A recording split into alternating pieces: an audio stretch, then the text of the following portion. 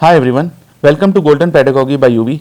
हमारा इंस्ट्रक्शन का माध्यम रहेगा इंग्लिश, जिससे ज़्यादा से ज़्यादा लोगों को समझ आए और वो बेनिफिट ले पाएँ। गोल्डन पेडागॉजी नाम इसलिए क्योंकि हमने कोशिश करी है कि कंटेंट को इंटरेस्टिंग बनाया जाए और साथ ही प्रिसाइज वे में बिना कंटेंट और क्वालिटी को कॉम्प्रोमाइज़ करे ऐसे वे में प्रेजेंट किया जाए जिससे लर्निंग इंजॉयबल और इंटरेस्टिंग बन जाए।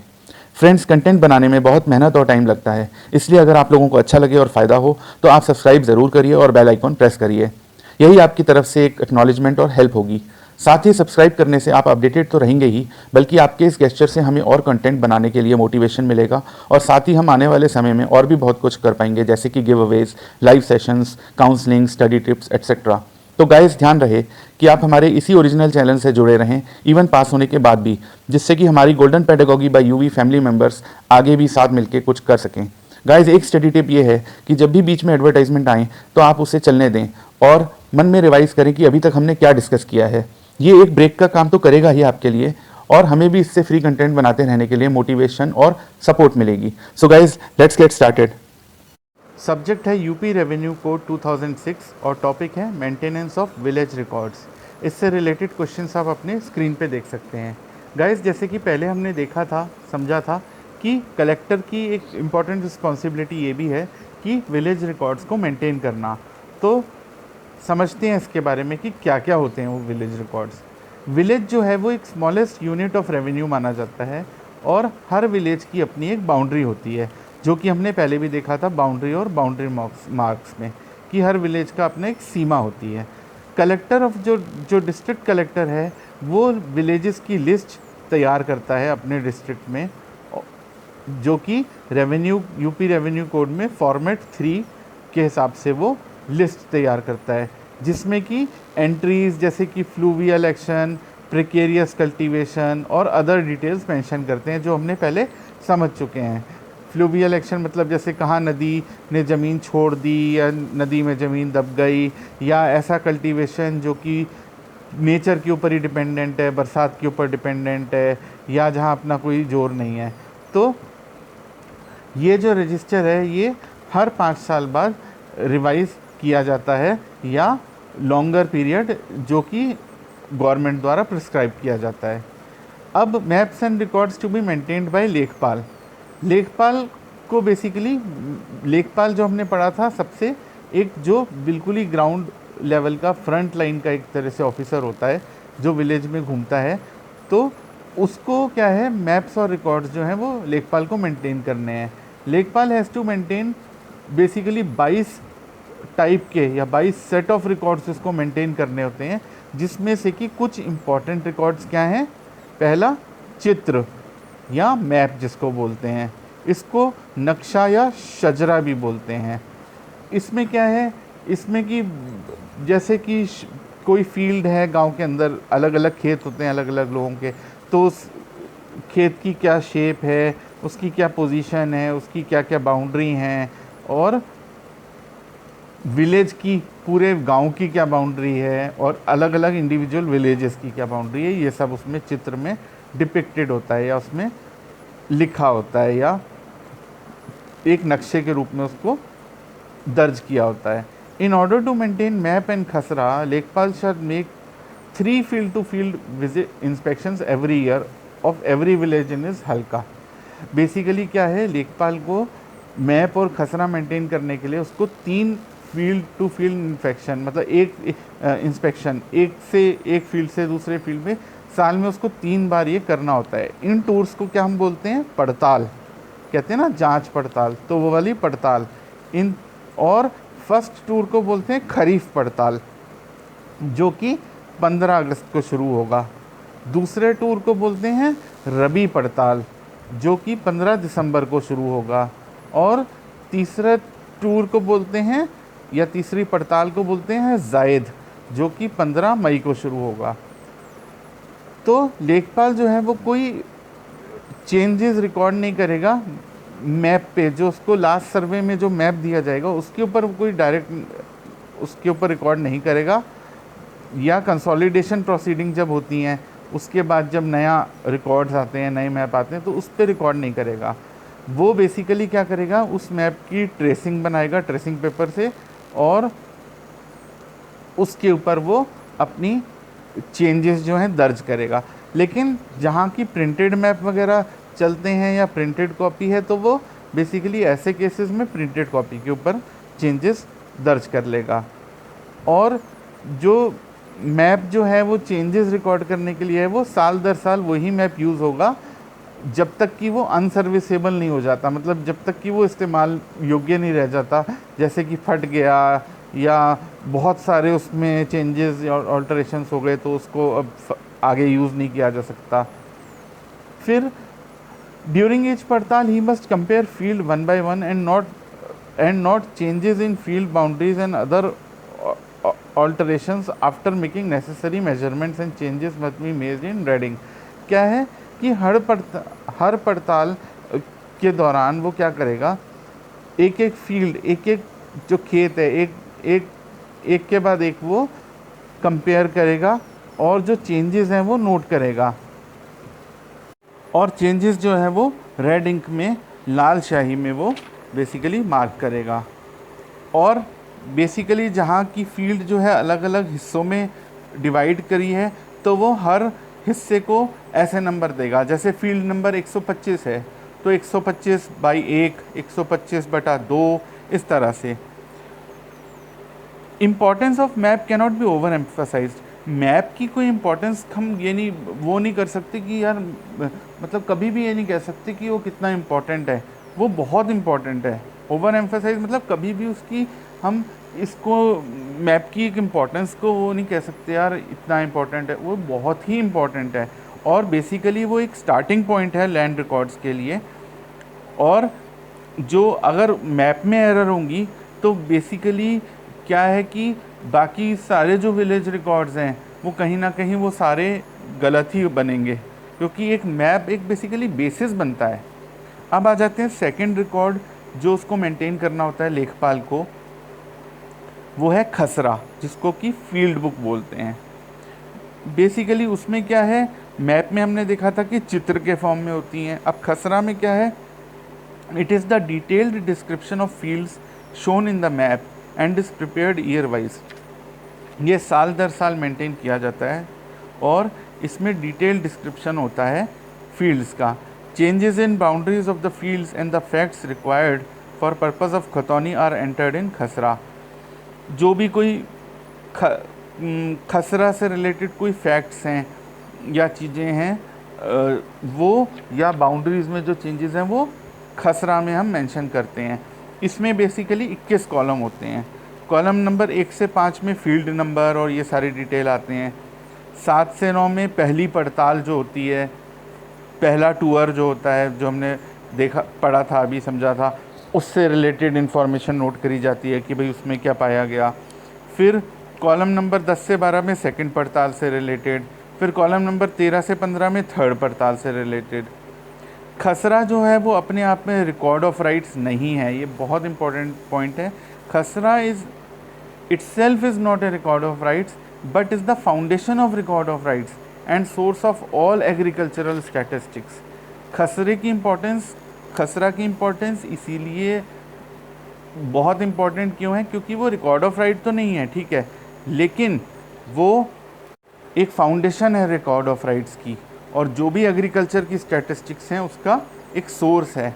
Para A 55 of Land Records Manual provides 3 field inspections, but rule is more respected in non-observance than its observance, and Lekpal usually sits at Pradhan's house and completes his पड़ताल। Basically ये कहना चाह रहा है कि para ए 55 में land records manual जो हमने अभी पहले समझा था कि भाई जिसमें रूल्स होते हैं, उसमें 3 फील्ड इंस्पेक्शंस का मेंशन करा है कि करनी है। लेकिन ये जो रूल है ना, ये बस नॉन ऑब्जर्वेंस, मतलब ये नहीं माना जाता है, ओबे इसको नहीं किया जाता। और लेखपाल जनरली क्या होता है, वो प्रधान के घर पे बैठ जाता है और वो वहीं बैठे बैठे सारे रिकॉर्ड में अपनी एक तरह से पड़ताल पूरी कर देता है। तो ये काफ़ी एक अनफॉर्चुनेट चीज़ है और प्रैक्टिकल में ऐसा बहुत बार देखा गया है और ऐसा होता है।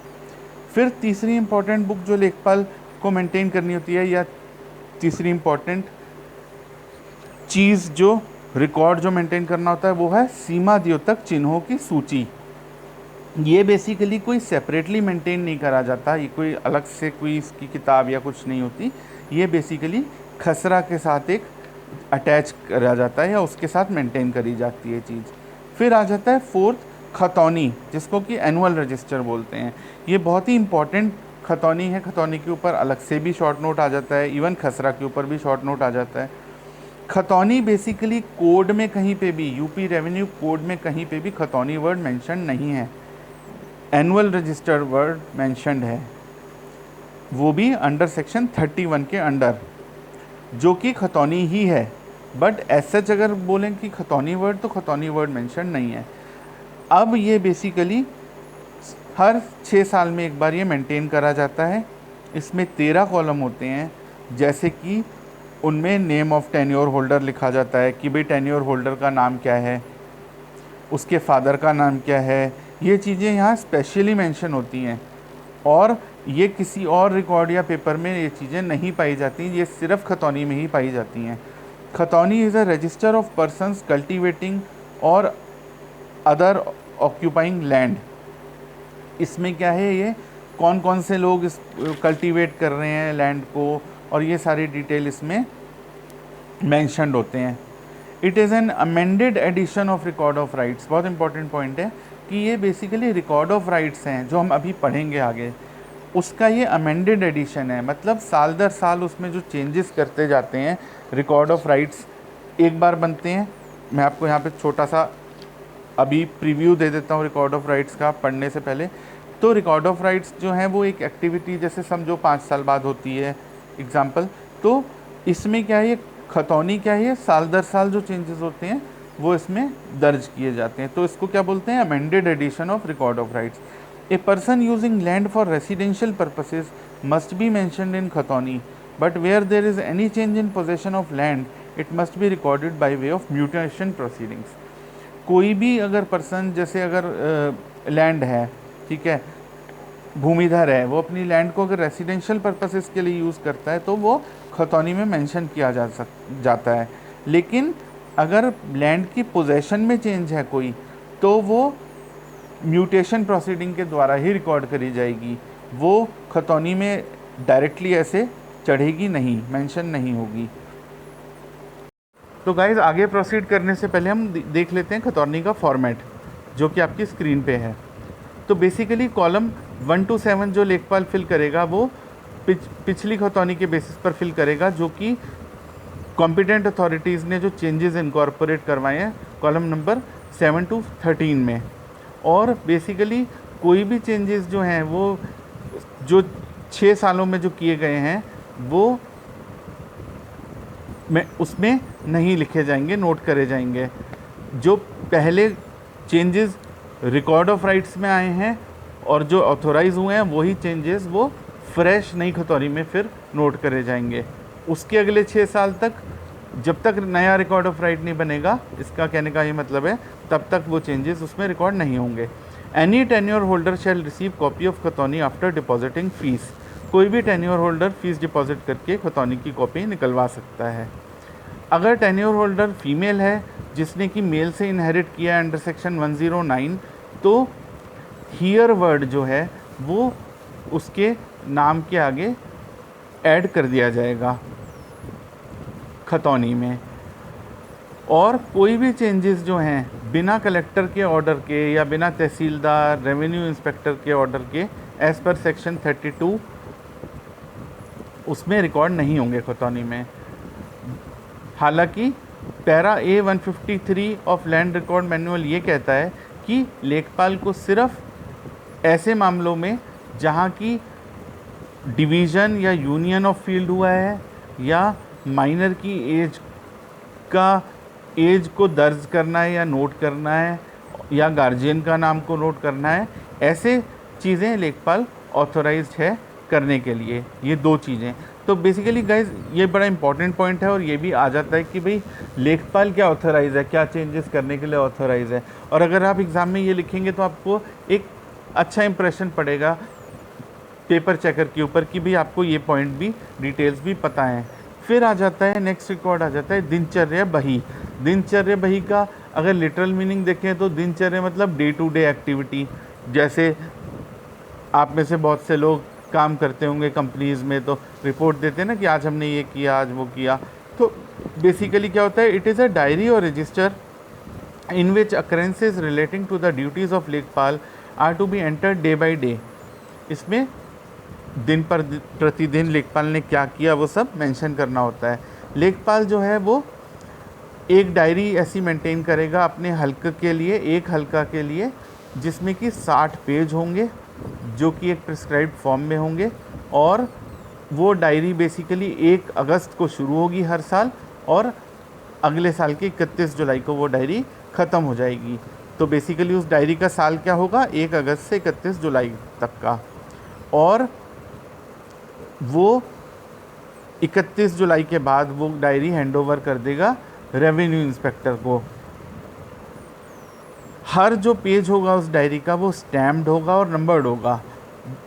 लेखपाल को इशू करने से पहले उस डायरी का हर पेज स्टैम्प्ड और नंबर्ड होगा, और उसको डिटेल्स या अकरेंसेस जो पैरा 49 लैंड रिकॉर्ड मैनुअल में, जो कि मैंने यहाँ शॉर्ट में LRM लिखा है, वो उसको मेंशन करने होंगे। जैसे कि ऑफिशियल ड्यूटीज़ उसने क्या परफॉर्म करी, कोर्ट में गया, अटेंड करी कोर्ट, या किसी ऑफिशियल का अटेंडेंस था कोर्ट में वो, प्लस वो उस हल्का से एब्सेंट था, छुट्टी पे था या किसी और वजह से था, फिर किसी ऑफिशियल, उस हल्का के किसी ऑफिशियल को विज़िट किया, कलेक्टर के यहाँ विज़िट करने गया, असिस्टेंट कलेक्टर के गया, फिर कौन कौन से उसको उसके सुपरवाइज़र या सीनियर से उसको ऑर्डर मिले, तहसीलदार ने क्या ऑर्डर किए, जो कि आज्ञा पुस्तक के अलावा जो ऑर्डर उसको मिले हैं।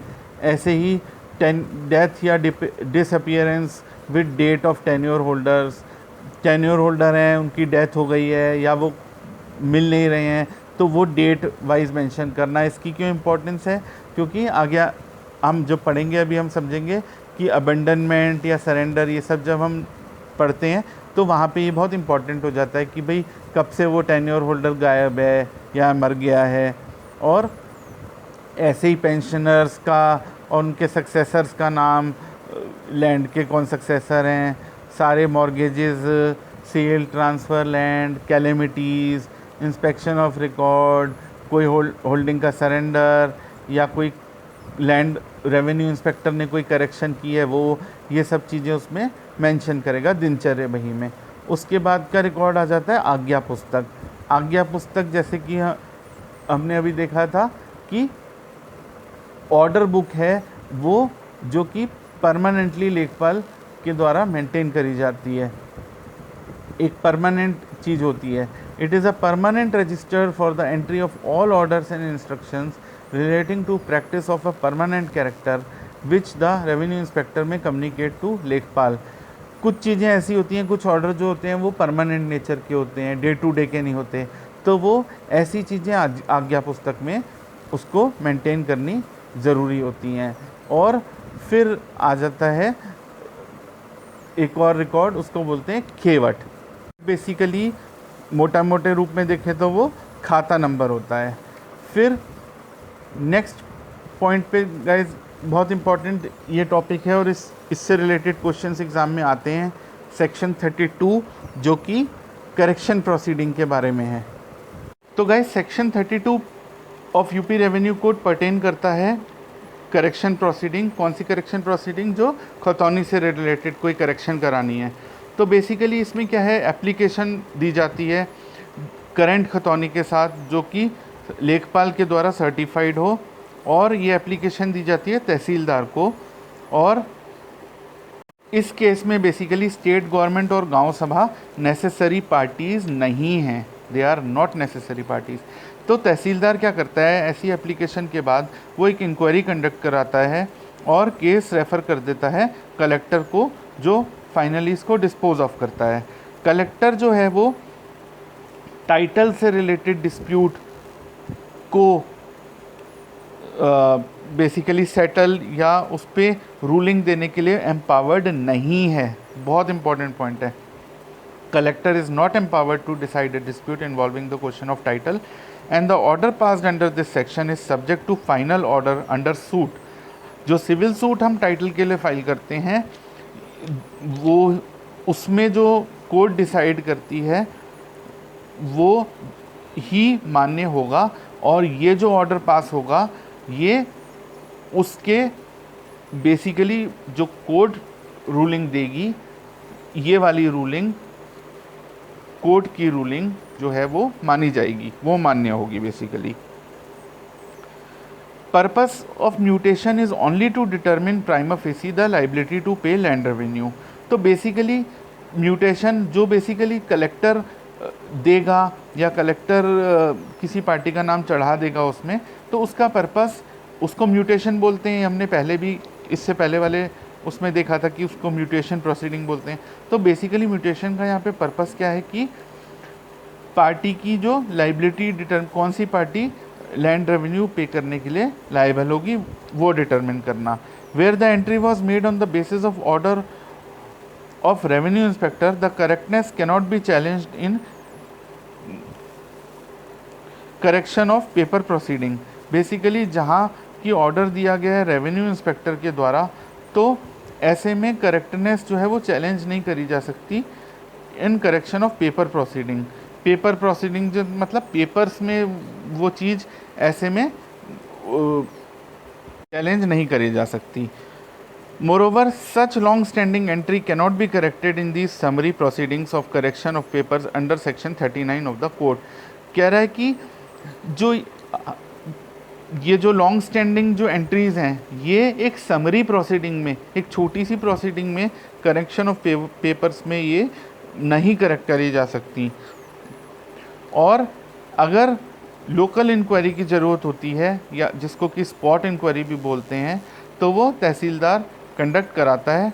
करेक्शन प्रोसीडिंग जो है अंडर सेक्शन 32 ये जुडिशल नेचर की प्रोसीडिंग होती हैं। जुडिशल नेचर मतलब summary proceeding, judicial nature summary वाली। और कलेक्टर को एनालाइज करना है दोनों पार्टीज़ का कंटेंशन, दोनों पार्टीज़ क्या बोल रही हैं क्या नहीं बोल रही, और उसके बाद कलेक्टर को अपने कंक्लूजन्स रिकॉर्ड करने हैं, ना कि सिर्फ तहसीलदार की रिपोर्ट के ऊपर लेके उसने स्टैंप लगाना है। कलेक्टर को बेसिकली अपना माइंड अप्लाई करना है, क्योंकि ये जुडिशल प्रोसीडिंग है। और जुडिशल प्रोसीडिंग समरी प्रोसीडिंग है। और कैसी हैं ये हमने अभी समझा था, दोबारा बता रहा हूँ कि यहाँ पे बेसिकली लैंड रेवेन्यू मतलब ये म्यूटेशन प्रोसीडिंग्स हैं। बेसिकली यहाँ टाइटल डिटरमिन नहीं हो रहा है, ये इंपॉर्टेंट चीज़ ध्यान रखनी है। These proceedings does not establish the title of a person, and aggrieved party has a right to sue for declaration of title under section 144 before the court of सब divisional officer. Title के लिए party aggrieve party को right है कि वो declaration of title के लिए approach करे सब डिविजनल ऑफिसर के पास। All entries in annual register made under correction proceedings shall until the contrary is proved be presumed to be true। जो सारी एंट्रीज हैं एनुअल रजिस्टर में वो जब तक कि उल्टा प्रूव नहीं हो जाता तब तक कि वो ये माना जाता है कि वो करेक्ट हैं। रेवेन्यू कोर्ट के पास ना जुरिस्डिक्शन है, सिविल कोर्ट की डिक्री को ना मानने का जुरिस्डिक्शन नहीं है, ना ही किसी एग्जीक्यूटिंग कोर्ट्स ने जो ऑर्डर दिया है उनको अमान्य करने का उनका कोई जुरिस्डिक्शन नहीं है। और ऐसे में वो पार्टीज़ को पुरानी प्रीवियस पोजीशन पे रेलीगेट या प्रीवियस पोजीशन पे नहीं डाल सकते, क्योंकि उससे बहुत सारा पब्लिक मनी और कोर्ट्स का टाइम वेस्ट होगा। कोर्ट के ऑर्डर को बिना माने और ऐसे चेंजेस करते रहे तो मैटर लटकते जाएंगे और कोर्ट्स में हमेशा चलते रहेंगे। तो गाइज हमने देखा सेक्शन 32 में कैसे करेक्शन प्रोसीडिंग खतौनी से रिलेटेड करेक्शन प्रोसीडिंग हमने देखी, जो कि basically in the nature of mutation है।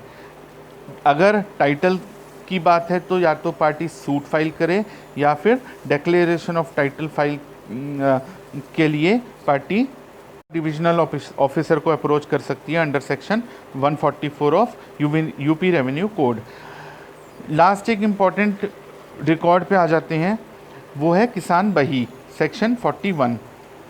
बेसिकली किसान बही जो है वो एक विलेज रिकॉर्ड में नहीं आता है एज सच, लेकिन एक बहुत इम्पॉर्टेंट वो रिकॉर्ड है बेसिकली आपने देखा होगा जैसे बैंक्स वगैरह में कभी किसानों को लोन लेना होता है ज़मीन के बेसिस पर या कुछ, तो ऐसे में एक बही, एक खाता टाइप का या एक उनके पास बुक होती है, उसमें उनकी सारी होल्डिंग्स का ब्यौरा होता है या डिटेल होता है। It is a passbook of tenure holder in respect of land held by him with in the limits of the district. तो एक डिस्ट्रिक्ट में अगर उसके 2 खेत हैं, 3 खेत हैं, तो उसका डिटेल होता है। This book contains entries made in khatauni and is issued on behalf of collector to each land owner, and on basis of the kisan bahi, person is entitled to get a loan from any nationalized bank or financial institution। तो basically अभी हमने यही बोला कि collector के द्वारा ये issue करी जाती हैं, उसमें उसकी जो खेत हैं उनका सबका ब्यौरा वर्णन होता है, और उसको बेसिकली उसकी इससे फैसिलिटेट क्या होता है कि अगर उसको बैंक को अप्रोच करना होता है लोन के लिए, तो वो इसको लेके लोन बैंक को अप्रोच कर सकता है। Any person submitting a false affidavit before revenue officer is liable to be punished for 3 years and fine. अगर कोई पर्सन एक गलत एफिडेविट देता है गलत बही बनाने के लिए या किसी और चीज़ के लिए, तो उसको 3 साल की सज़ा हो सकती है और फाइन भी हो सकता है। In case of joint holding, Kisan Bahi shall be made in the name of 1 person of family, but if other co sharers make a demand then it shall be issued after deposit of charges. Joint holding के case में किसान बही जो है वो generally एक ही आदमी के नाम पे दी जाती है, लेकिन अगर बाकी के जो को शेयरर्स हैं वो एक डिमांड करते हैं या बोलते हैं कि हमें भी चाहिए, तो उनको भी इशू कर दी जाती है चार्जेस डिपॉजिट करने के बाद। तो गाइज़ ये हमने देखा कि कौन कौन से विलेज रिकॉर्ड्स हैं जो लेखपाल द्वारा मेंटेन किए जाते हैं, जिसका कि ओवरऑल रिस्पॉन्सिबिलिटी ये सारे रिकॉर्ड्स की कलेक्टर के पास होती है, कलेक्टर को करवाने होते हैं थ्रू लेखपाल। तो दोबारा से रिपीट कर रहा हूँ, बहुत सारे सेट्स ऑफ रिकॉर्ड्स होते हैं, 22 सेट्स ऑफ रिकॉर्ड हैं, लेकिन ये उसमें से कुछ कुछ इम्पॉर्टेंट सेट्स ऑफ रिकॉर्ड्स हैं जो कि लेखपाल को मेंटेन करने होते हैं। तो गाइज़ ये आप बहुत ही इम्पॉर्टेंट है, इसमें से बहुत शॉर्ट क्वेश्चंस भी बन जाते हैं कभी कभी, तो इसको आप 1 बार 2 बार देखिए, सुनिए, और मेरे ख्याल से इन्फॉर्मेशन बहुत है और आप एग्ज़ाम में बहुत अच्छे से लिख पाएंगे अगर आप इसको ध्यान से समझ लें। Thank you guys.